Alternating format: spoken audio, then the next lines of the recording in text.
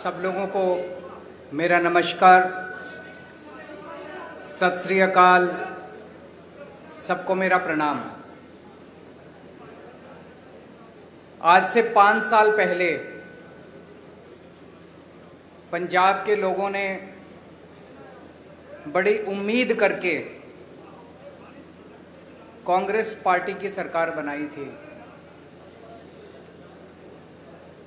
लेकिन आज कुछ सरकार नाम का कुछ दिखाई नहीं दे रहा।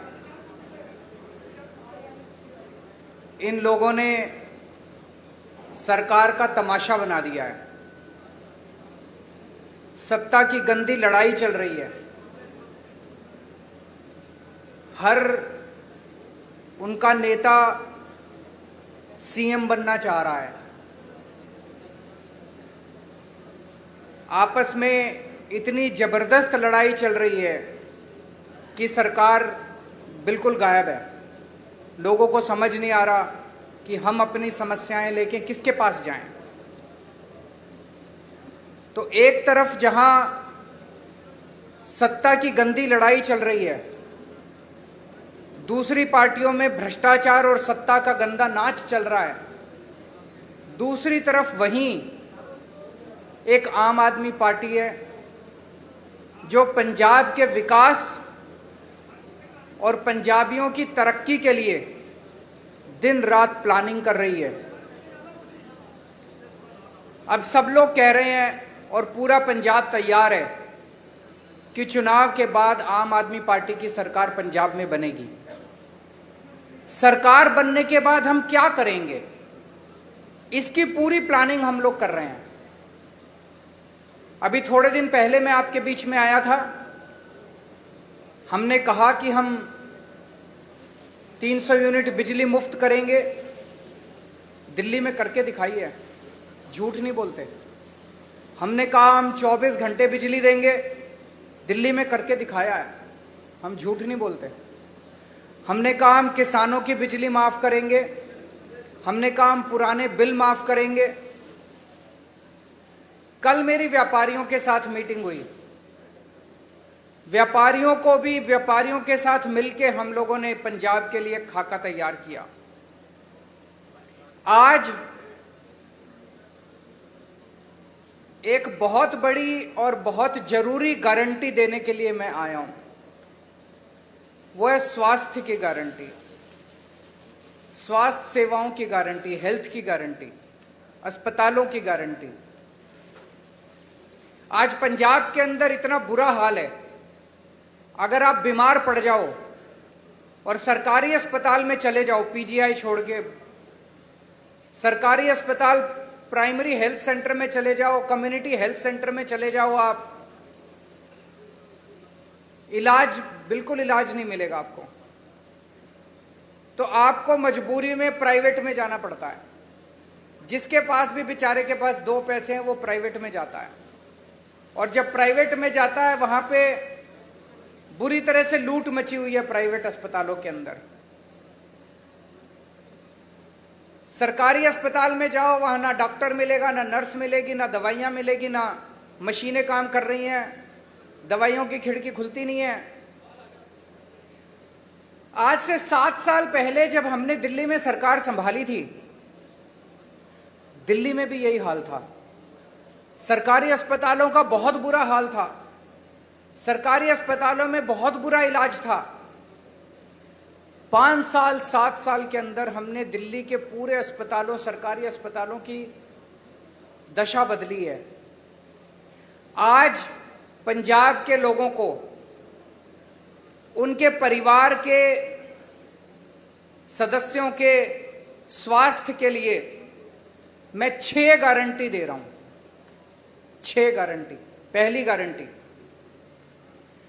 पंजाब के हर बंदे को मुफ्त और अच्छा इलाज मुहैया कराया जाएगा। ये मेरी गारंटी है, ये मेरा वादा है।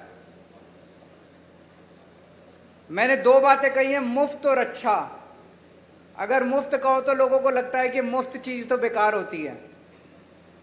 हमारा ये मानना है कि भगवान ने जितनी मुफ्त चीजें दी है वो सारी हवा मुफ्त दी है, हवा के बिना आप 1 मिनट नहीं रह सकते। हमारा मानना है कि जो मुफ्त चीजें हैं वो बहुत अच्छी होती हैं और उनको अच्छा करके दिखाएंगे हम। तो मुफ्त और अच्छा इलाज ऐसा कि आप प्राइवेट अस्पताल की तर्ज पे आपको इलाज मिलेगा। दूसरी गारंटी, सारी दवाइयां,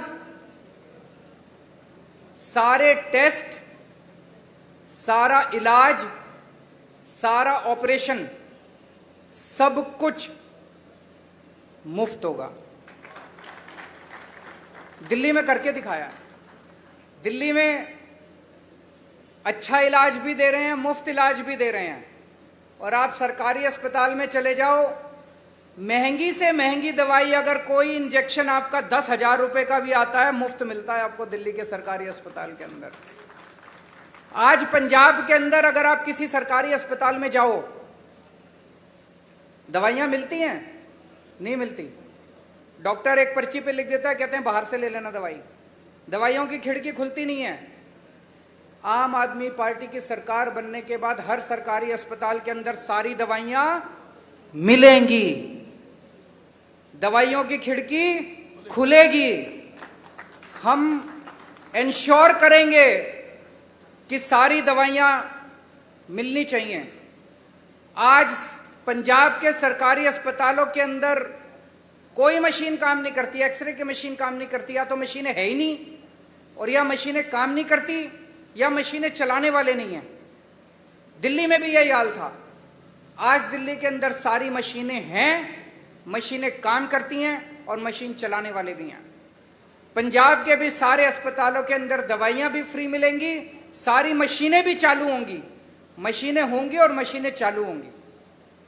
अगर किसी का 10 लाख का, 15 लाख का, 20 लाख का भी ऑपरेशन है, सरकारी अस्पताल के अंदर वो फ्री किया जाएगा। भगवान ना करे आपके घर में कोई बीमार हो, लेकिन अगर आपके घर में कोई बीमार होता है तो अब उसके इलाज के खर्चे की आपको चिंता करने की जरूरत नहीं है। उसके अच्छे इलाज की अब आपको पंजाब में चिंता करने की जरूरत नहीं पड़ेगी। अभी बहुत सारे लोग पंजाब से दिल्ली जाते हैं इलाज कराने के लिए, उनका भी इलाज मुफ्त होता है दिल्ली के अंदर। लेकिन अब आपको पंजाब से दिल्ली जाने की जरूरत नहीं पड़ेगी, पंजाब के अंदर आपका अच्छा इलाज होगा। ये हमारी दूसरी गारंटी है। तीसरी गारंटी, हर पंजाब के व्यक्ति को एक हेल्थ कार्ड जारी किया जाएगा। उस हेल्थ कार्ड के अंदर उसकी सारी जानकारी होगी, उसका एक्सरे, उसकी MRI रिपोर्ट, उसको इतनी सारी रिपोर्ट लेके घूमने की जरूरत नहीं है, सारी कंप्यूटर पे होगी। वो बस अपना एक हेल्थ कार्ड लेके, हर आदमी, आपके परिवार में एक बच्चा है उसका अलग हेल्थ कार्ड होगा, आपका माँ है उसका अलग हेल्थ कार्ड होगा, पिताजी का अलग हेल्थ, हर एक बंदे को एक हेल्थ कार्ड जारी किया जाएगा। जिसके पास हेल्थ कार्ड होगा उसको अच्छे से अच्छा इलाज मुहैया कराने की जिम्मेदारी पंजाब सरकार की होगी। और सबसे शानदार, पूरे कंप्यूटराइज करेंगे सारे सिस्टम को जैसे दिल्ली के अंदर कर रहे हैं, और उसके अंदर आपका हेल्थ कार्ड, आपका सारा डेटा कंप्यूटर पे होगा। चौथी चीज, दिल्ली में हमने मोहल्ला क्लिनिक खोले हैं। मोहल्ला क्लिनिक की चर्चा पूरी दुनिया के अंदर हो रही है। स्वीडन के मुख्यमंत्री हमारा मोहल्ला क्लिनिक देखने के लिए आए। यूनाइटेड नेशंस के सेक्रेटरी जनरल हमारा मोहल्ला क्लिनिक देखने आए। उस किस्म का मोहल्ला क्लिनिक अब पंजाब के हर पिंड में खोला जाएगा, पिंड क्लिनिक बनाया जाएगा। शहरों में हर वार्ड के अंदर एक अलग क्लिनिक बनाया जाएगा। 16,000 मोहल्ला क्लिनिक, पिंड क्लिनिक और वार्ड क्लिनिक, 16,000 क्लिनिक खोले जाएंगे पंजाब के अंदर। इस क्लिनिक में क्या होता है, मान लीजिए आपको खांसी हो गई, जुकाम हो गई, थोड़ा बुखार हो गया, तो आपको पीजीआई जाने की जरूरत नहीं है, प्राइमरी हेल्थ सेंटर खुलते नहीं है। मोहल्ला क्लिनिक के अंदर आपको ये सारी रोजमर्रा की बीमारियों का इलाज, वहां पे आपके पिंड में मोहल्ला क्लिनिक होगा, वहां चले जाओ, वहां पे आपको इलाज मिलेगा। पांचवी गारंटी, जितने सरकारी अस्पताल हैं बड़े बड़े पंजाब के अंदर, उन सारे अस्पतालों को ठीक किया जाएगा। दिल्ली में भी अस्पतालों की बुरी हालत थी, सारे अस्पताल हमने एयर कंडीशन कर दिया। आप जाके देखो, अब दिल्ली सरकार के अस्पताल सेंट्रली एयर कंडीशन है, प्राइवेट अस्पतालों की तरह शानदार। ऐसे ही पंजाब के सारे बड़े सरकारी अस्पतालों को शानदार बनाया जाएगा, अच्छा बनाया जाएगा। वहां दवाइयां मिलेगी, वहां टेस्ट होंगे, वहां सारी मशीनें काम करेंगी और बड़े स्तर के ऊपर नए सरकारी अस्पताल खोले जाएंगे पंजाब के अंदर। और छठी और आखिरी गारंटी, दिल्ली में हमने योजना चालू की है, अगर किसी का एक्सीडेंट हो जाए, हमने ऐलान किया है कि अगर किसी का रोड पे एक्सीडेंट हो जाए, जो उसको देखे उसको अस्पताल में एडमिट करा दो, चाहे बगल में जितना भी बड़े से बड़ा अस्पताल है, महंगे से महंगा अस्पताल है, आदमी की जान बचाना जरूरी है, उसमें जाके उसको एडमिट करा दो, उसका सारा खर्चा दिल्ली सरकार देती है।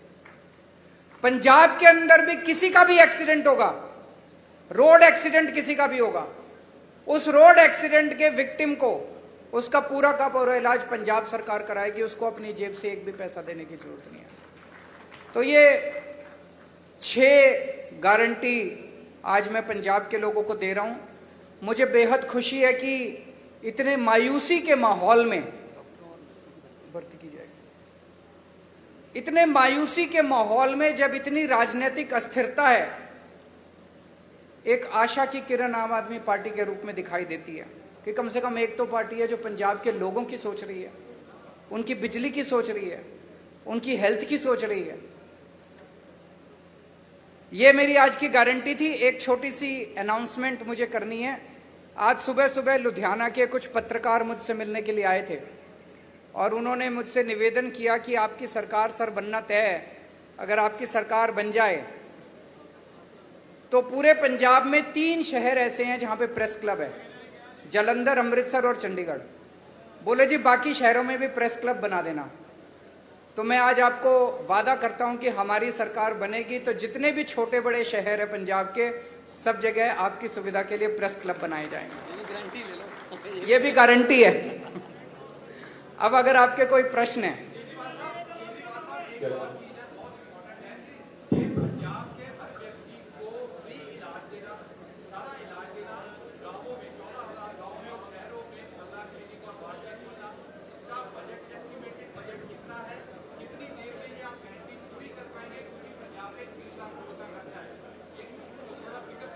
मैं आपको एक, इन्होंने बड़ा अच्छा प्रश्न पूछा है, 1 मिनट सुन लीजिए जरा।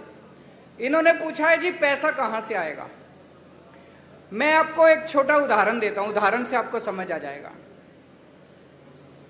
जब हमारी दिल्ली में सरकार बनी थी पहली बार, मैं बता दूंगा आपको, सुनिए तो सही। जब हमारी सरकार बनी थी, हमने अपने मैनिफेस्टो में पहली बार नहीं डाला था कि हम फ्री करेंगे, इलाज फ्री करेंगे।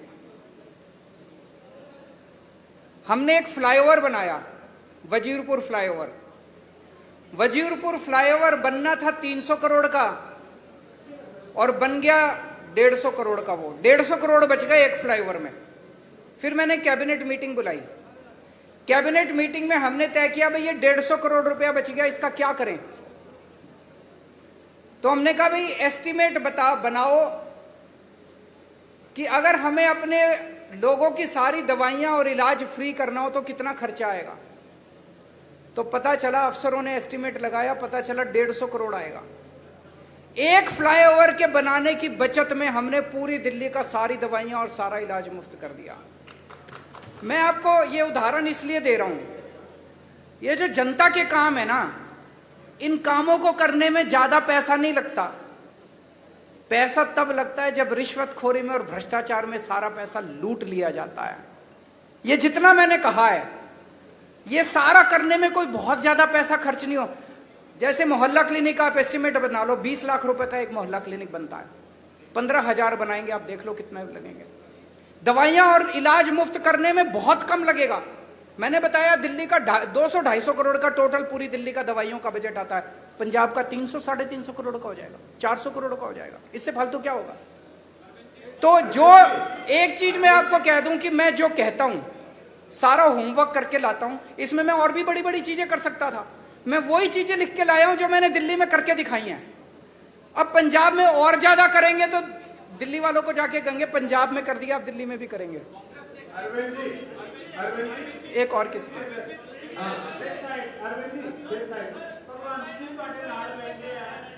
हैं? एक मिनट, वो सीएम फेस पूछ रहे हैं, उनसे बात। कौन है, किस? हाँ,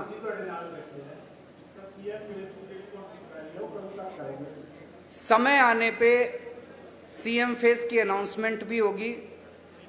भगवंत मेरा छोटा भाई है। ये जो आप अखबारों में कुछ कुछ छापते रहते हो ना, ऐसा कुछ भी नहीं है। एक मिनट सुन लो, मेरी बात पूरी सुन लो। भगवंत मेरा छोटा भाई है। एक सुनो तो सही यार, सुन तो लो, बात तो पूरी सुन लो।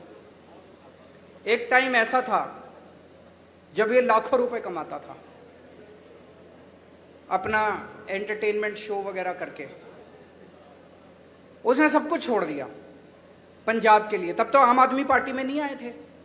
कोई कैरियर बनेगा, कुछ होगा, ऐसा कुछ नहीं था। पंजाब के लिए त्याग किया उसने।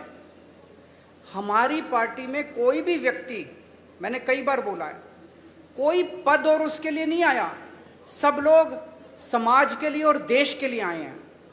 समय आने पे मैंने बार बार बोला है, आपको अच्छा सीएम देंगे, अच्छा फेस देंगे, कोई भी हो सकता है वो। अभी हम इसके बारे में सोच नहीं रहे हैं।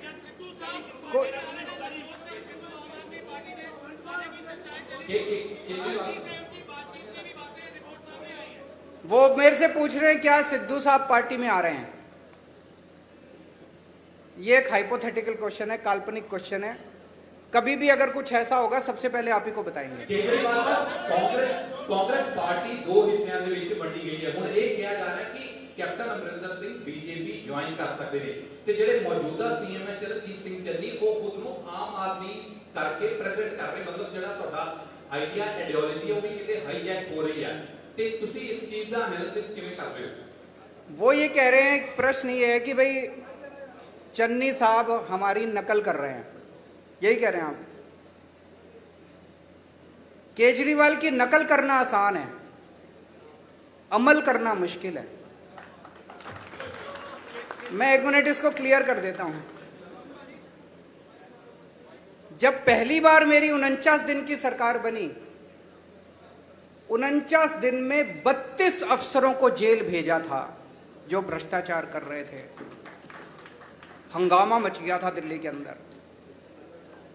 आज मैं नहीं कह रहा, आरोप लग रहे हैं कि भ्रष्टाचारी और दागी अफसरों को बड़ी से बड़ी पोस्ट दी जा रही है।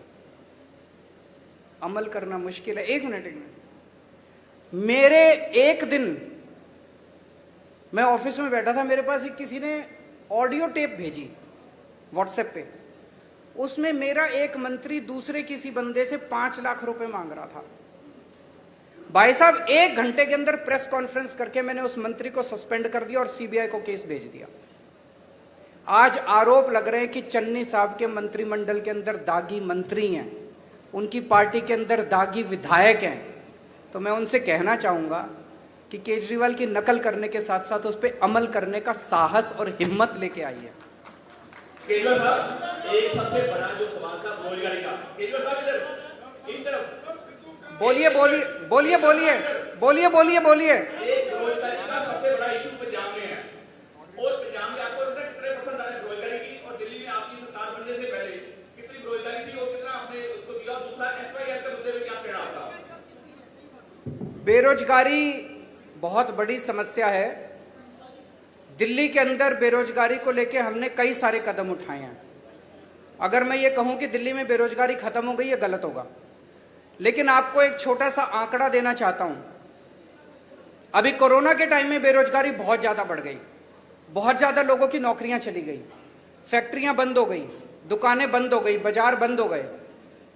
हमने एक जॉब पोर्टल बनाया कि जो जो लोगों को नौकरियां देनी है वो अपनी नौकरियां पब्लिसाइज कर दें, और जिन लोगों को रोजगार चाहिए वो उसके ऊपर अपना। आपको जान के ताज्जुब होगा, मैंने जब वो पोर्टल बनाया था दिल्ली सरकार ने, हमें लगा था कि अगर 25-30 हजार भी नौकरियां अगर आ जाएंगी तो हम मानेंगे कि बड़ी सफल हो गए। 2 महीने के अंदर 10 लाख नौकरियां उस जॉब पोर्टल के ऊपर आई। 2 महीने में बहुत सारे लोगों को नौकरियां मिली। जितने लोगों की नौकरियां गई थी कोरोना के टाइम में, बहुत सारे लोगों को नौकरियां वापस मिली।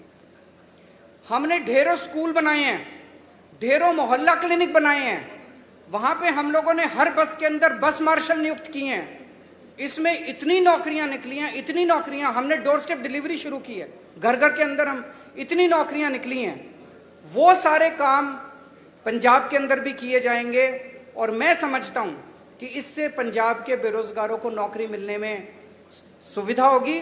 और उसके पहले कल भी मैंने कहा था, मैं चन्नी साहब से निवेदन करना चाहता हूं कि कैप्टन साहब ने प्रॉमिस की थी कि मैं हर एक को रोजगार दूंगा।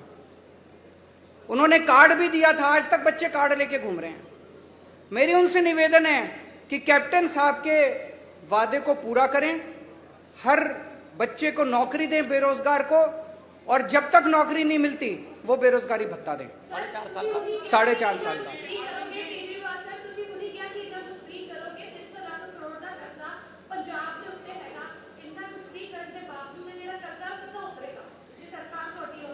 दिल्ली पे भी बहुत कर्जा था।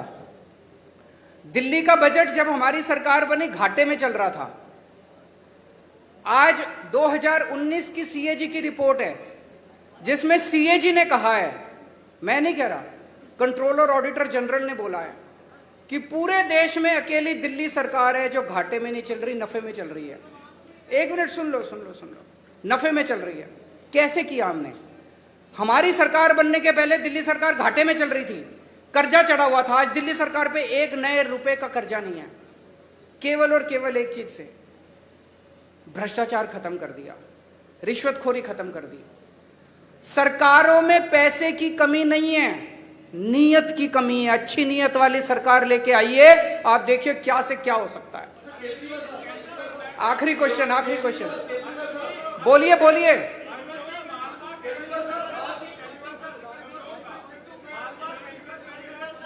मेरे को जिसके पास माइक है वो बोल दीजिए। कोई बोल दो कोई। बोलिए। आपके नेताओं का कहना है, विधायकों का कहना है कि पंजाब में किसानों को पराली जलाने के लिए दंडित किया जाना चाहिए, जो कथित तौर पर दिल्ली को प्रदूषण करता है। आपका इस पर स्टैंड क्या है? किसने बोला है? एक मिनट। किसने बोला कि पंजाब के किसानों को दंडित करना चाहिए? बिल्कुल नहीं बोला। आप दिखा दीजिए। एक मिनट। आप ये स्टेटमेंट दिखा दीजिए कि आम आदमी पार्टी के किसी ने बोला मैं राजनीति छोड़ दूंगा। झूठ मत फैलाइए, गलत मत बोलिए। पत्रकार की जिम्मेदारी है जनता को सच बताना। अब मैं आपको बताता हूं, एक मिनट सुनिए मेरी बात।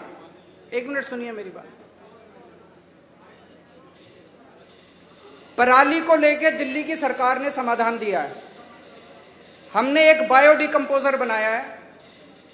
जब पराली वो होती है तो किसान को अगली फसल लगाने के लिए उसको जल्दी होती है, उसको तीली लगा के वो जला देता है, उसकी मजबूरी होती है।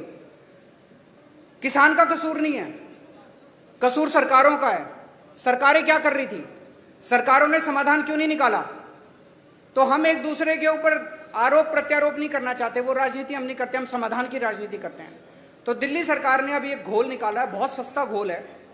उस घोल को अगर आप पराली के ऊपर छिड़काव कर दो तो 15 दिन के अंदर पराली खाद में बदल जाती है। तो जो पराली समस्या थी वो पराली अब आपके लिए एसेट बन गई। इसको पिछले साल हमने एक्सपेरिमेंट करके देखा जिसके बड़े शानदार नतीजे आए हैं। अब उसकी घोल की खूब डिमांड है। दिल्ली सरकार अपने सारे किसानों के यहां उस घोल का छिड़काव फ्री में कर रही है। पंजाब सरकार भी कर सकती है। तो अगर पंजाब के अंदर सरकार बनती है तो वो छिड़काव हम सारे किसानों के खेत में फ्री में करेंगे। किसानों को जलाने की जरूरत नहीं पड़ेगी और वो सारी पराली खाद में बदल जाएगी। आम के आम गुठलियों के दाम। Thank you so much. Thank you. बहुत मेहरबानी, बहुत शुक्रिया, धन्यवाद सर। ये दिखाओ।